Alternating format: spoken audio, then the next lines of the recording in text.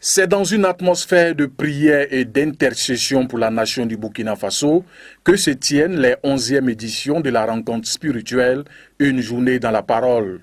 Au moment où le pays des hommes intègres traverse une épreuve difficile liée au terrorisme, les fidèles de ce mouvement évangélique, en communion avec les autres frères et sœurs des autres dénominations, ont décidé de se mettre à la brèche afin de prier.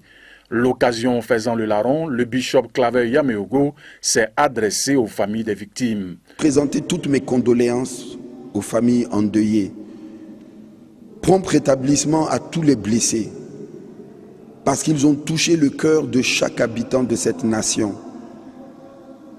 Quelque chose qui fait mal. Souvent, ce sont les larmes qui coulent, on n'a pas de mots. Mais je voudrais dire à toutes ces personnes qui ont été touchées de près ou de loin par ce terrible attentat, par cette même méchante de l'ennemi, d'avoir confiance en Dieu, de croire en Dieu. Pour atteindre cet objectif, le bishop Yameogo a associé à ce programme plusieurs hommes de Dieu, à savoir l'apôtre Dao Suleiman de la Côte d'Ivoire et le bishop Shima du Nigeria. Touchés par la situation que vit le Burkina Faso, ils ont tenu à adresser un message au peuple burkinabé. C'est par la prière que nous pouvons remporter la victoire sur toute chose.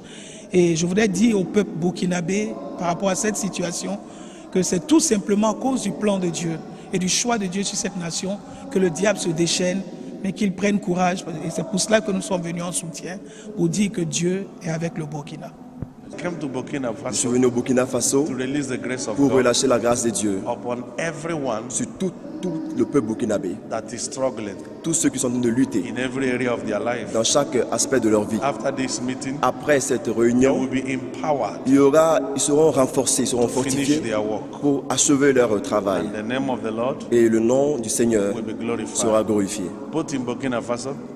Ceux dans le Burkina Faso, dans la vie du corps de Christ aussi. Amen.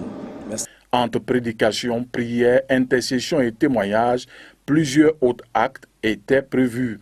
Il s'agit d'un temps de décoration des hommes de Dieu et plein d'autres surprises. Avec le concours de son épouse et de toute son équipe, le bishop Claver Yameogo est plus que jamais déterminé à équiper le peuple de Dieu en vue du ministère.